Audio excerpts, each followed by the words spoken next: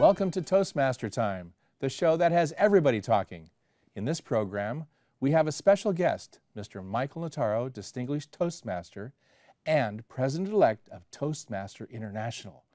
Welcome, Michael. Thank you for coming on the show. Thank you, Ashley. It's great to be here. Oh, I'm glad you are. I want to tell the audience a little bit about you. Michael is a distinguished Toastmaster of many years. Professionally, he is an attorney and is the principal of the Notaro Law Group based in Alameda County. Michael joined Toastmasters in 1985, and since that time he has served in numerous club, district, and international officer roles, culminating in his recent election as President-elect of Toastmasters International. Michael is an accomplished speaker. His speeches reflect his love of Toastmasters and his drive to see Toastmasters give others the opportunity to improve and achieve their dreams. It is with great pleasure that Toastmaster Time introduces our audience to Mr. Michael Notaro, President-elect. Welcome, Michael, again to the Toastmaster Time. Thank you, Ashley. Okay. Michael, you are the President-elect of Toastmasters International, but before we get into that, tell us about how you became a Toastmaster. Well, I joined Toastmasters, believe it or not, in 1985. I was a college student at the University of California, and I had just gotten out of a class. I believe it was a history class. It was the spring of my senior year. I was thinking about the next move in life. I was thinking about my career, and I saw a sign on a telephone pole that said, "Join Toastmasters, stand up and speak out." And I was curious. I went to then it was called Cal Toastmasters, and joined the club. That's where it started? That's where it all started. Oh my goodness. What was the first meeting like? The first meeting was a tremendous amount of energy and enthusiasm. There were students running around the room. I remember people jumping up and down, laughter. I remember lights going off for speakers coming and going. And I was just amazed by the whole experience. I enjoyed it. I had a lot of fun, and I wanted to be a part of it. And you joined, so they asked you to prepare speeches, and you did? They did. Well, I agreed to join the club on one condition. What's that? And that one condition is that I would never have to speak in public. Really? And they let you get away with that? They lied. Ah, Toastmasters, what can I tell you? Yeah, they lied. And I was giving speeches within a couple weeks. I gave my first speech. Well, how did you pick the titles and the subjects for your speeches? Well, the first speech was, of course, the icebreaker speech, and that was an intro. I was terrified, and then from there I just chose topics that I knew something about. Choosing the topics that you knew about, did that help you to control nervousness? It did. It did, because it made me a little bit more comfortable with the material, but there was still nervousness. I still deal with it, and I know you do too. Oh, always, yes, absolutely. You never get over that, really. Well, I know that Toastmasters has opened many doors for you, but how did it help you in your business life? It really has. It's helped in some tremendous ways. You know, I'm in a service industry, the legal industry. I communicate with people every day. I stand in front of judges. I stand in front of arbitrators. And I need to be able to communicate well. I need to be able to lead a litigation team. Which is quite an endeavor. So I use the communication and leadership skills every single day. So how would you recommend this Toastmasters to other business professionals? What would you say to them? You know, I would say it is the best program. It is the best investment in your time, because every single day you're using these skills. And for me as an attorney, I win cases, I lose cases, and very often that has to do with how well I communicate. And you do communicate very well. You started in the club, and I remember you telling me that you had begun to become club officers. What did you learn from being a club officer in those experiences? The wonder of Toastmasters is that the club officer positions are entry-level leadership positions. So you can work on your communication while building your leadership up at the club level. And you learn how to lead right within that club, how to make that club function well, how to motivate people to give speeches, how to have well-run meetings, interesting meetings, informative meetings that are fun, that members want to join. And if you're doing it well, your club grows and grows and grows, as you know so well. Well, I remember you saying something to me about how a club is a great practice for being in a business because of the officer roles. Can you speak to that? Absolutely. One of the things that happens in Toastmaster club officer positions is that you have to lead people. You have to lead that meeting. You have to lead new members, motivate members to join the club. And those skills that you learn parallel very closely with the skills that you have out there in the business world.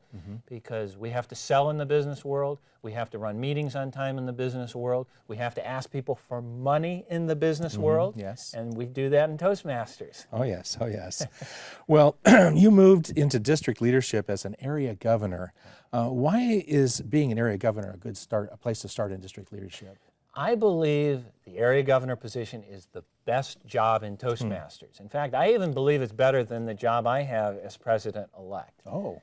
And the reason I say that is that it's the position in the district where you get to stay involved in the clubs. You get to continue to go to clubs, help and assist clubs, but you also get all the benefits of the district leadership and training. It's kind of the best of both worlds. It's a lot of fun. It's not a heavy time commitment, and you learn so much from being an area governor.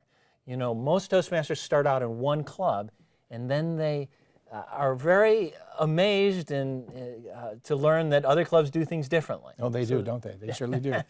As I recall, that when you're as a district officer and a division officer, you get all this training. You alluded to it being free, but it's actually priceless, isn't it? Because really all the experience you get. I remember the training that you gave us. I remember all of the things you said. Well, Michael, Was any of it good? Oh, Michael, it was wonderful. It made it possible for me to do a lot of things. Michael, you're a great speaker, and I was hoping that perhaps you would grace us with one of your favorite speeches. I'd be happy to. Actually. Well, why don't you do that? And while you're getting prepared for that, I'm going to take this time to tell the audience a little bit about Toastmasters International and how it works. Toastmasters is an organization that teaches communication and leadership skills. We do this by providing a mutually supportive and positive learning environment.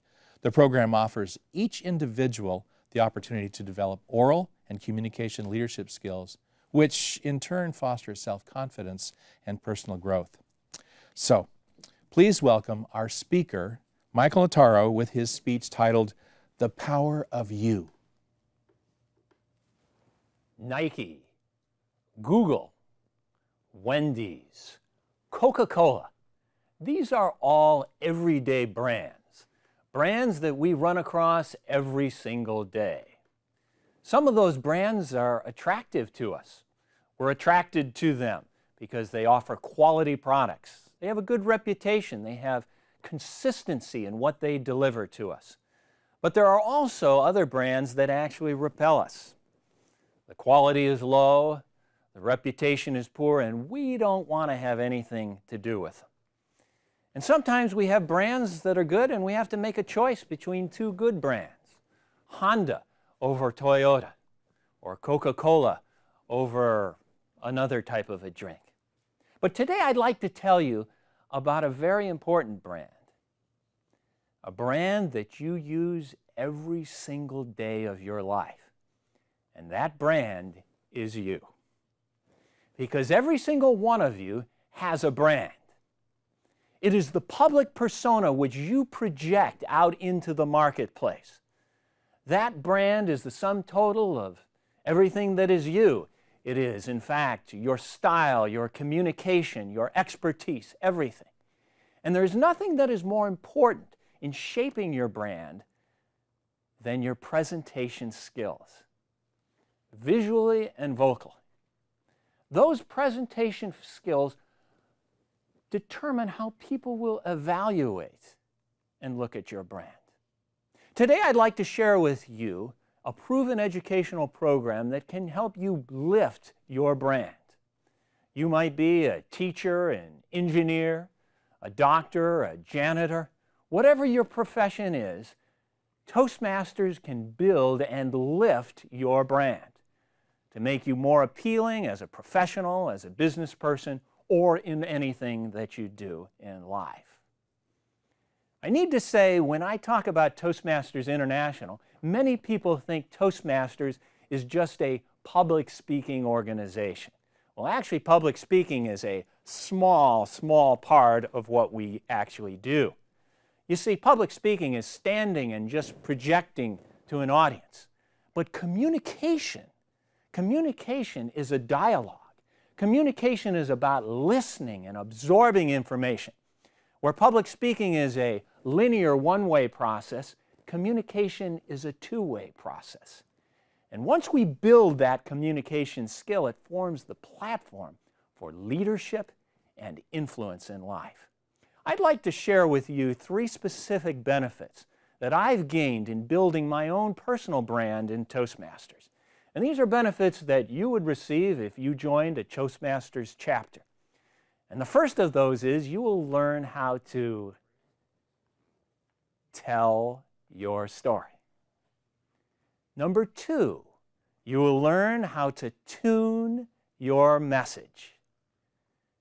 And number 3, you will learn to touch your audience. So let's talk about number 1, learning to tell your story. You know, everybody has a story. I've got one, you've got one. And everybody has a story that is worth telling. There's valuable information, wisdom, insights, and other people can benefit from hearing your story. Now, I know what some of you are thinking right now. You're thinking, I haven't got anything to say. I haven't got anything to contribute. I don't have anything to share. Well, I submit to you that just the opposite is true.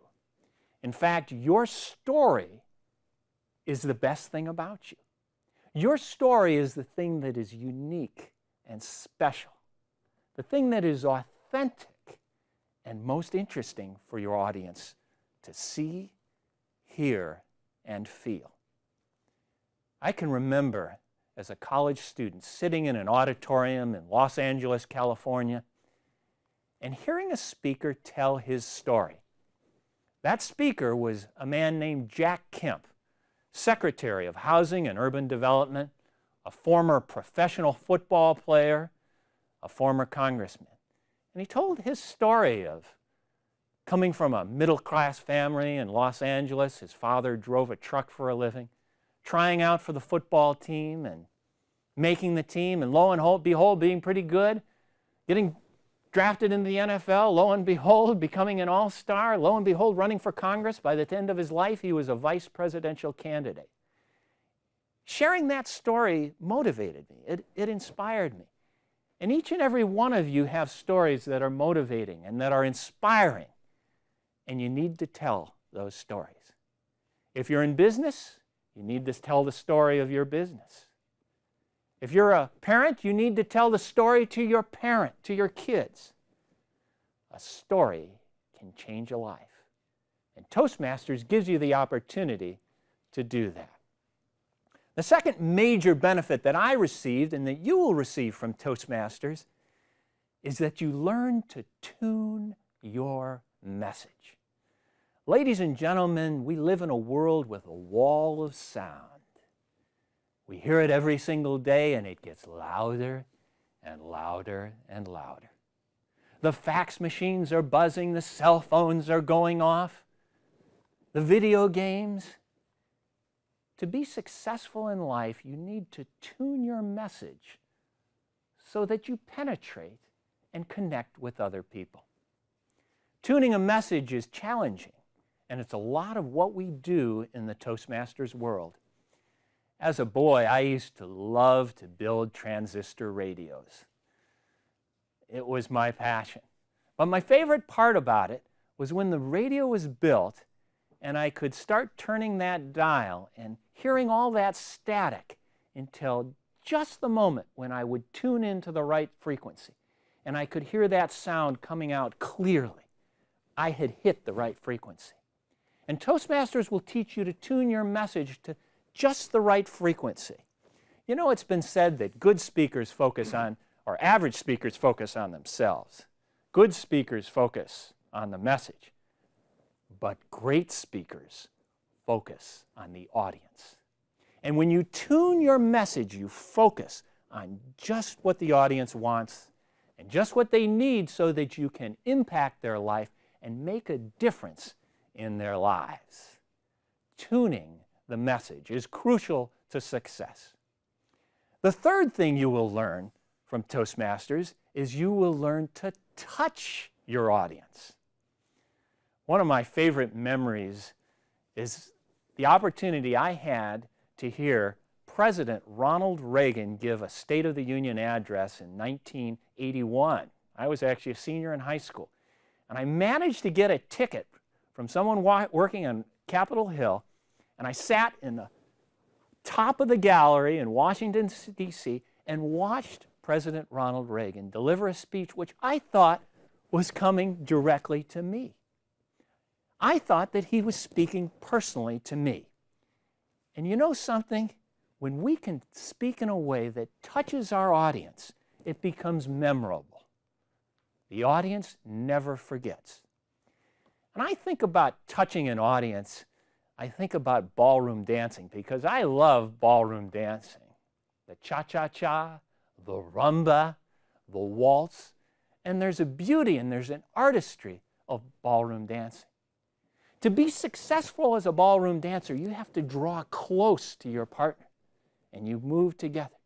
And you know, to be successful as a communicator, you have to draw close to your audience. And there's something magical that happens when a speaker and an audience start thinking together and start moving together. There is simpatico. And that is the magic that you learn in Toastmasters. To touch an audience, you need to, yes, tell your story. You need to tune your message. But to touch an audience, you need to speak not just to the head, but to the heart. You see, people, when you speak, may forget what you say. They may forget what you look like. They may forget the location. But they'll never forget the way you made them feel when you spoke. The emotional component to communication is critical. It took me 20 years of Toastmasters to figure that out. Well, there you have it, ladies and gentlemen. 3 critical benefits of our program. You learn to tell your story. You learn to tune your message. You learn to touch your audience.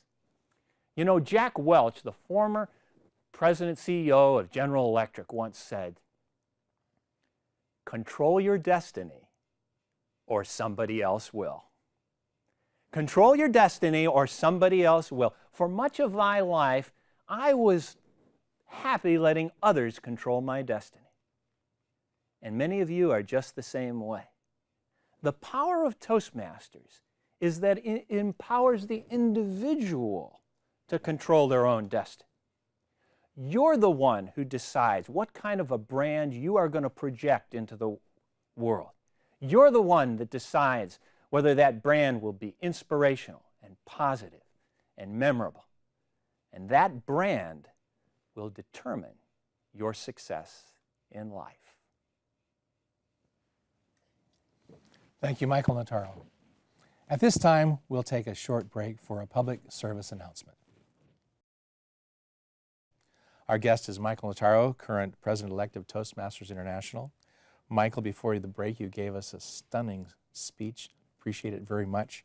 Tell, tune, touch were your key points, and it was telling it got me right here. I think it was wonderful. Thank you very much for that presentation. You're welcome. We were talking before about what you were doing when you became a Toastmaster and some of those experiences. But I'd like to move into the subject of leadership with you. You served as a Toastmaster on the board of directors as a vice president. Can you tell us about how that board is composed and what you do there at the board? Sure, yes. Sure. Toastmasters is a nonprofit organization that is run by volunteers. And those volunteers are elected. They're members of the board of directors, are elected at our international convention every single year. We have 14 different regions that represent the world. And then we have international officers, a second vice president, and a senior vice president, president-elect. And all of these people compose the international board. The board is responsible for creating policy for Toastmasters International. We are solving problems. We supervise our staff. Many people don't realize we have a full-time staff of over 100 people. Actually, it's close to 140 people now who work down in Rancho Santa Margarita in Southern California. They handle the administrative stuff, so we are overseeing that. We are overseeing the educational programs and basically everything that happens in Toastmasters. It goes through the board.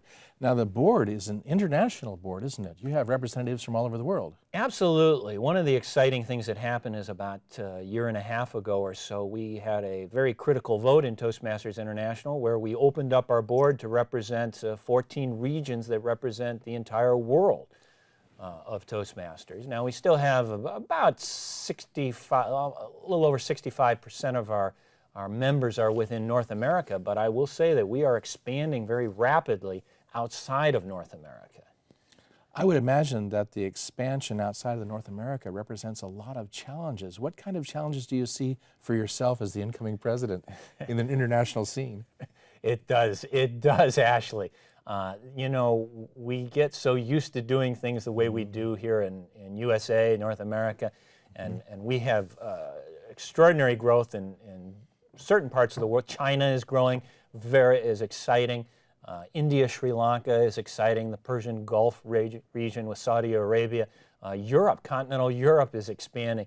And each of these areas have unique challenges. There are governmental systems, there are languages, there are cultural issues that are very different. And so, yes, I could speak for a long time on that particular issue. Well, I think you're going to have a long time to speak about it. Now, there's an organizational change that came about. You are the president-elect, so for 1 year, you're the president-elect, and then you assume the role of the presidency. What do you do during that president-elect year? Good, yeah. This is one of the exciting things for me personally, Ashley, is I am the first president-elect in the history of the organization.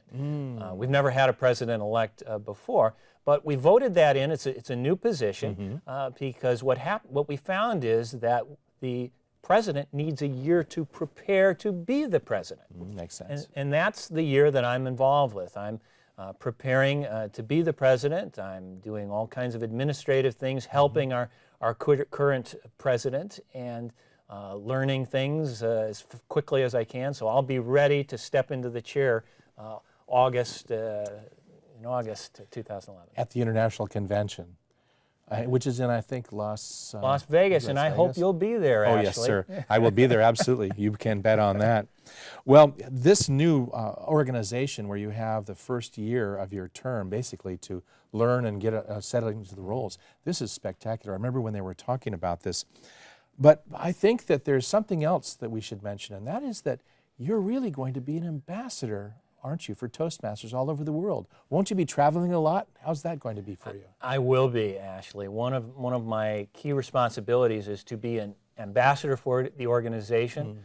My officer team will visit probably 15 different districts around the world. We have about 85 districts in the world of Toastmasters. So right now I'm slated to go to India, Sri Lanka, for instance, which I'm very excited about. I'll also be traveling around the United States. I'll be going to Canada, which I love very much, and a lot of different places. And I'll also have some of my other officers will be helping with some of those visits for me. So it'll be very exciting to connect with the Toastmasters in different parts of the world. And you will. I know that one of your jobs is to meet with the local leaders and also with local Toastmasters, and they'll be talking to you, and I'm sure you'll be giving them a message. Oh, it'll be wonderful. I think that's great. Well, this is an international experience. You're a businessman. How does this experience fit into your being a businessman with now this international experience? It does very much. That's an excellent question, Ashley, because I'm here in the San Francisco Bay Area where we have a tremendous international influence, especially Pacific Rim. And my law firm, I find myself speaking with people of so many different cultures. And my Toastmasters background of relating to people from all over the world all the time really helps me. It really helps me because I can clue in there right away to how to relate, how to communicate a little better with people. Oh, that's a wonderful experience. Right now, we're going to have to take a break for a public service announcement. Welcome back to Toastmasters Time, the show that has everybody talking. Our guest is Michael Otero, the president-elect of Toastmasters International. Mike, You've been talking about your responsibilities as an international ambassador, but as the incoming president of this international organization, tell us about your vision as your role in Toastmasters. Well, thank you. I appreciate that, because each international president does have a powerful vision to support our members. And our current international president, Pat Johnson, has a powerful vision that I'm supporting, which is that we move towards excellence and greatness together. And this year, until August of 2011, I'll be strongly supporting Pat's vision, doing everything I can to help our membership to grow, to build clubs, and build the quality of our organization. I would like to ask you, if there was some particular one thing that you could tell our audience of why you think they should personally take this on and join Toastmasters, what would you say to them? The one thing I would say to them is that joining Toastmasters will help you discover your passion in life. All of us have a reason for living, a reason for being here. And when you begin to do the business of communicating and leading, you begin to feel what you're really good at and what you really have a passion to do in life. It just kind of comes up out of it. And sometimes you can see it in new Toastmasters as they start to speak. They, of course, choose their topics based on what they want to, and they just kind of gravitate towards specific topics.